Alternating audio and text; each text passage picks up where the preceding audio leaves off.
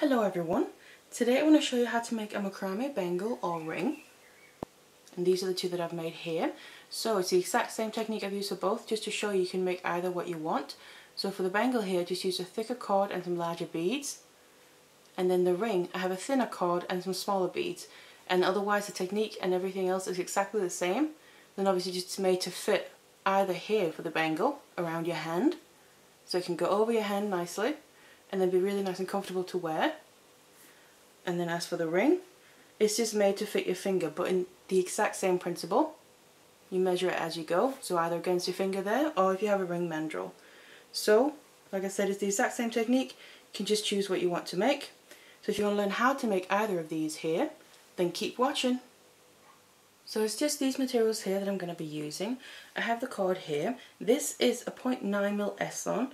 So it's kind of a thick cord. This is just what I'm using. You can use other kinds and thicknesses of cord, and they will also give you different looks, so it really all depends what you want and what you have available. And it's just this nice dark red burgundy colour. And then here the beads that I'm using are these 3mm rounds. These are copper metal spacer beads. I just thought they would work nicely again with that cord. All you got to make sure to do really, regardless what beads you use, is that the hole is large enough for the cord to go through. So let's get them together and let's get started. And then we'll need some lengths of our cord, and what I have here is 6 lengths of about 1.5 meters each, and these are all the lengths that we're going to be using. So what I've then done is taken all the lengths of cord here, and I've made sure the ends are even, so I've tied a knot here to kind of keep them together, make it a bit easier to work with. And also just make sure there's about 10 centimeters or so of tail, because we're going to use them to connect the piece together at the end. Then what I've done is taken some pins here, some T-pins, and attached them to my project macrame board that I'll be working on. This makes it much easier to work with as we go and build up the bangle. And then we need to start making some knots here. So what I'm going to do first of all is separate the cords out into 2 groups, 3 in each, just to kind of make it easier to work with. And what I want to then do is just grab 2 of the cords first of all, just 2 that are close to each other here in the middle. And we're not going to get straight into the pattern, we're actually going to just start out making a little, you could say a diamond shape, because we need that to be able to then start making the pattern, but also so 2 ends will meet up at the end. So these 2 cords here, what I'm going to do is cross the right one over the left one, so like that. And then I want to make a double half hitch. So the one that's coming underneath is the working cord, get the other ones out of the way here. The one that's going over is the holding cord. And then I take the working cord around my finger, back underneath and through the loop. So basically it's looping around the holding cord, and it looks like this, so kind of a reverse 6. And then I'm tightening this like that. And then we're going to do the same again to make it a double half hitch. So again around the finger and through the loop, and then tighten this. So there we go, that's the first one. Then I want to grab another cord. We have the 2 cords on each side there going towards their own side, so just use them as they are. I then want to keep working on this left side for now, so grab another cord, bring that underneath the holding cord, and then use that to make a double half hitch. So the exact same way, like that here. And basically what we're doing now is building up a little row of knots here right after each other, just like that. And then we have 1 cord left out here we haven't used yet. I'm also going to bring that underneath and do the exact same thing. A double half hitch. And then we then have a little row of knots. And we have the holding cord coming out to this side now, but then the 3 working cords we just used are now wanting to go over towards the other side. But I'm just going to bring it back to the left here for now, just to get them out of the way, because we then also need to use the remaining cords on this right side. So what we then need to do here is grab the very top cord, you could say, out of the ones that we just used the working cords. So the very first one we made a knot with, because that's naturally coming towards the right side, and we're using this now as the holding cord for the exact same thing that we just did, but on the other side. So what we're going to start doing here is basically the top part of the diamond. So I'm going to grab this, then I'm going to take 1 cord first of all, bring that underneath, 1 out of the 2 remaining ones here on this side we haven't used yet, and then that's the working cord for this side. And we're doing the same thing, except we've now swapped hands. So the one that's coming underneath is the working cord, bring that around your finger and back underneath the cord, So again, it loops around, but this is kind of like a normal 6. And then tighten this up. And now what you just want to make sure to do when you tighten this is you hold the holding cord in an angle down like this, so we get kind of a 90-degree angle between the 2 rows up and creating a little corner, you could say. And then one more for a double half hitch, like that. And this cord is naturally one to go to the opposite side. Then we'll grab the last one, bring that underneath, and then also do a double half hitch with this. Just like this here, and then that's this row done. And we have this little 90-degree angle with the 2 rows.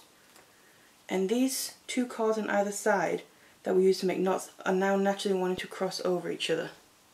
So I'm now going to use these cords in the middle here to kind of fill in the diamond so it becomes one full piece.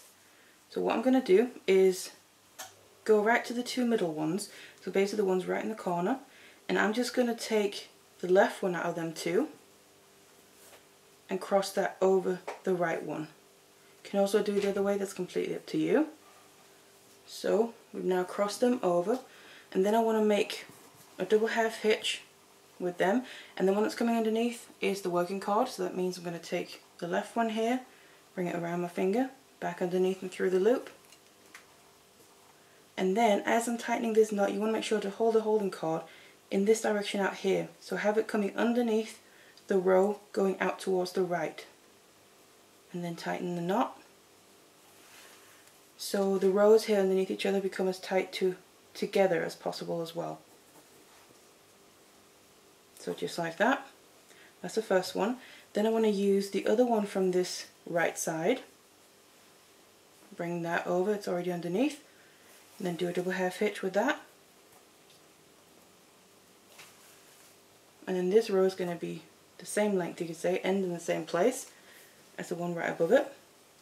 And I'm just taking the holding cord now and putting that out to the side. And then I'm going to take the other cord from this left side out of the working cords that we used. That's naturally wanting to cross over these ones. Bring that over towards the right now and basically do the exact same thing. So grab the first cord that's coming underneath, make a double half hitch,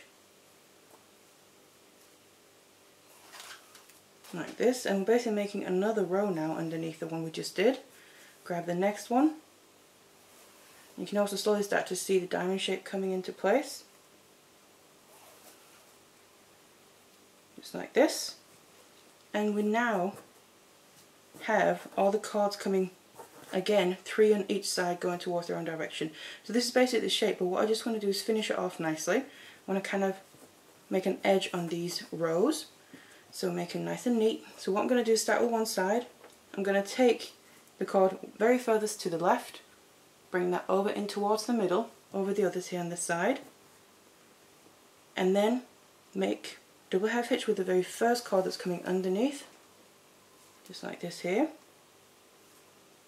and then another one here, the other half to make the double, then grab the next cord coming underneath and make another double half hitch, and we're making another row here. We're basically almost caging in those 2 center rows that we just did, just like this. And I want to then just do the same thing on the other side. So that means I'm going to take the furthest right cord, bring that over towards the left into the middle here, and then grab the very first cord that's coming underneath, make a double half hitch again. So also making this outer row kind of sealing the edge in place, finishing it off nicely. Grab the next one,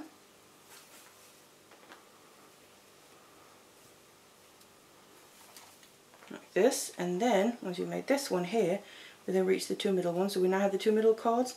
Again, the one coming from the left side in this case is coming underneath, so that's the working cord. We just need to connect these 2 to basically make the final point of the diamond. And then here we have the full one. What I'm then just going to do is take some more pins here, and because we have some work done now, I can pin it in more securely, makes it easier to work with, and I'm going to be doing that throughout as well, around the area that I'm working, so it doesn't move around too much. And I'm just doing it in between the rows here, so I'm not really compromising the cord too much. So now we have that first little diamond in place. So now we actually need to go into the proper pattern and also start adding in the beads. So what we're going to do before we start making any more knots, I want to add my bead so it gets in the right position. So I'm going to take the very outer cord, I'm just going to start on my left side here, take the very outer one, and then I add my bead onto that, let it drop all the way down, so it's going to sit right on that corner pretty much. There we go. Then what I want to do is bring this cord where I just added the bead underneath the next one in, so basically the middle one out of the three, bring it underneath that, and then make sure the bead is going to sit right there in that corner, kind of stuck out there, so it doesn't end up coming in under the cord like this, but it stays on that outer corner. Then I want to make a double half hitch, and because the outer cord with the bead on is coming underneath, that's now the working cord. So I'll put that around my finger, back underneath through the loop, and then we get this reverse 6 again. Tighten that, making sure still the bead stays in that outer corner, and the other half here to make it a double half hitch. Just like that. And then I take this same working cord, bring it underneath the next cord, just like this. So the last one we haven't used on this side, and make another double half hitch.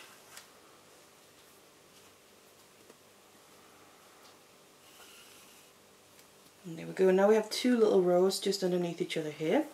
Then I'm going to move to the other side, and again the very outer one, so the one furthest to the right, take that cord, and I want to add my bead onto that.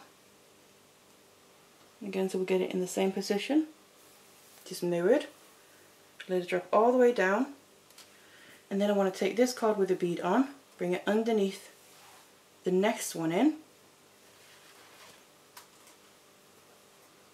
and make sure again the bead stays out there on the edge in the corner, and then make a double half hitch here with that working cord, just like this. Once you've made that one knot, then take the working cord underneath the very next cord, and then again another double half hitch. So again we're making some tiny little rows on this side as well as we're building up the pattern, and then we have the two left in the middle. Just continue the same way, so take the one working cord that we're using at the moment underneath the next cord, and then make another double half hitch there. So we're connecting that little point as well. And there we go. So we're back to now having 3 cords on each side here.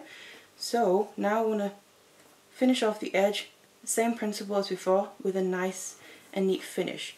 So how I'm going to do that is again start on one side. I'm just going to start on the left one, the very outer cord, bring that over the other ones, and then I use the other ones here as the working cord. So I take the very first one that's coming underneath, make a double half hitch, and now to tighten this row, it's going to go underneath and kind of finish off all the rows on this side.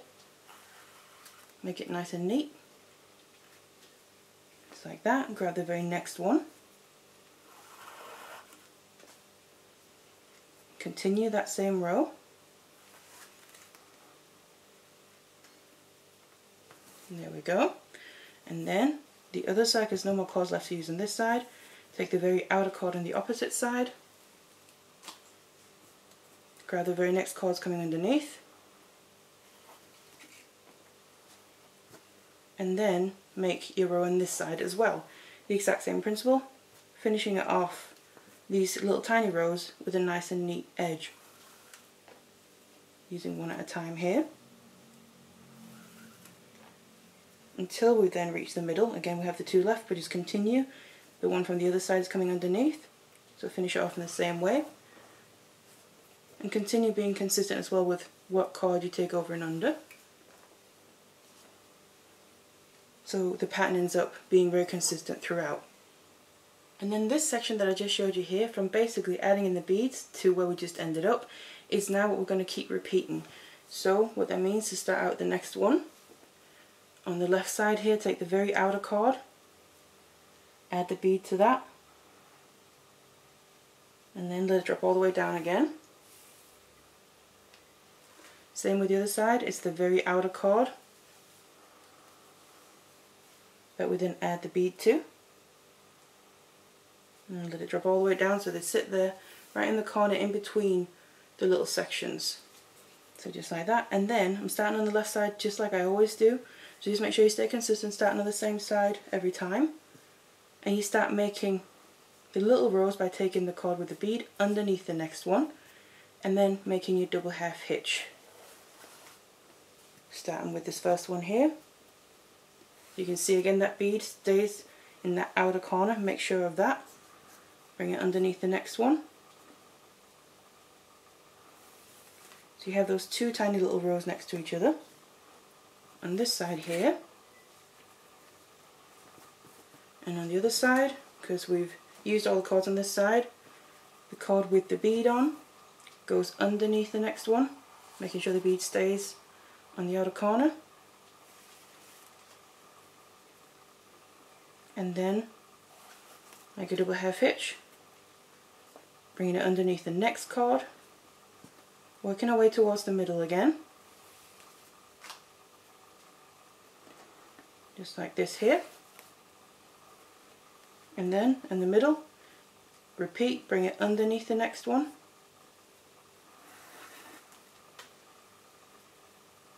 So we kind of get this little point as well, and filling in the whole shape.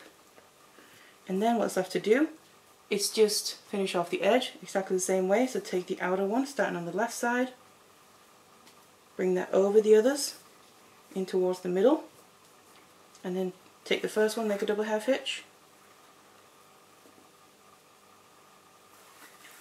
just like this here, finishing off that row nicely and neatly. Grab the next one,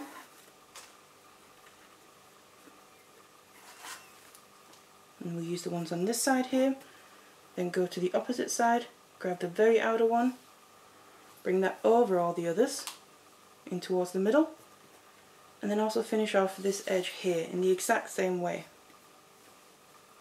This gives it a really nice and neat finish to the whole pattern. The next card is coming underneath, it's the middle one. Again, working our way to the middle here of the piece. And now we have the last card. Connect them by also making a double half hitch with the one that's coming underneath. Just like this here. And there we go. So that was just showing you how to repeat the pattern here. You can see those two little sections are the exact same. So you just keep going like this until you reach pretty much the length that you want the bangle to be. So I then have my full length of the piece here that I need. Now how long yours need to be depends on the size that you need. So you'll have to kind of test that throughout as you go. So once you get to a certain length, what we then need to do is test it so we can obviously get it on. So that means you want to kind of scrunch up your hand as if you're putting on a bracelet or a bangle. And then you want to get to the widest point there. And then we want to make sure to get the two ends, the very tips there, meet up just like this. And then when they do, you know it's the right size. So you don't want it to be tighter so you can't get it on, but also you don't want it to be too loose so it falls off easily. So just the two tips there meet up nicely.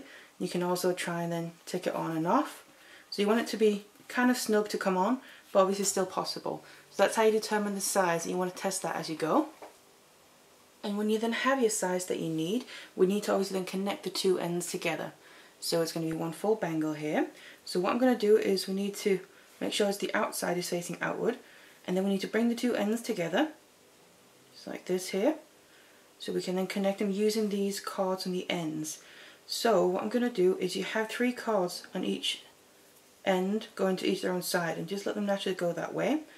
And then we need to connect them first of all. Now right at the beginning it can be a little bit fiddly because it's still loose and wanting to come apart, but just kind of take your time with that. And once you've made your first knot, it gets much easier.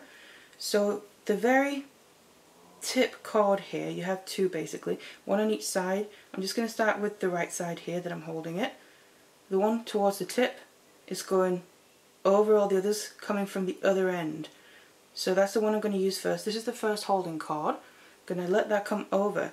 Then I'm going to grab the first one that's at the tip on the other end, but on the same side here. We're just working on the one side at a time. And that's coming underneath, so that's the first working cord.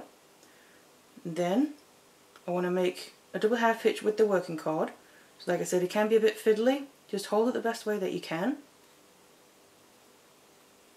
because it wants to come apart here. So make the first half of the double half hitch and then pull that tight. Obviously this isn't going to hold, we're going to have to make the other half as well. So just like this. Bring it around, and then before I tighten the second half, you just want to make sure the first half is still tight and hasn't come loose.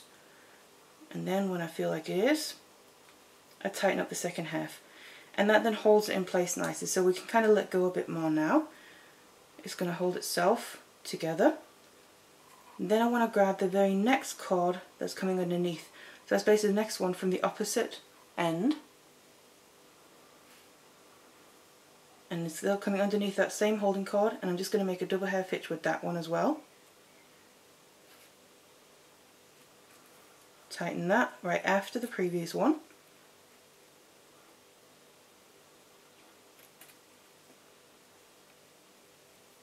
Just like that. So you now have two knots there, and we're building up a row here. We're kind of basically continuing the very tip from this side that's furthest towards us, the end of that. And then that's basically your first few knots here. Make sure the knots are nice and tight. So you can just give them an extra tug,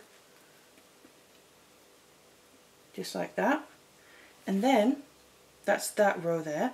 So what I'm going to do is take the next cord from the bottom end.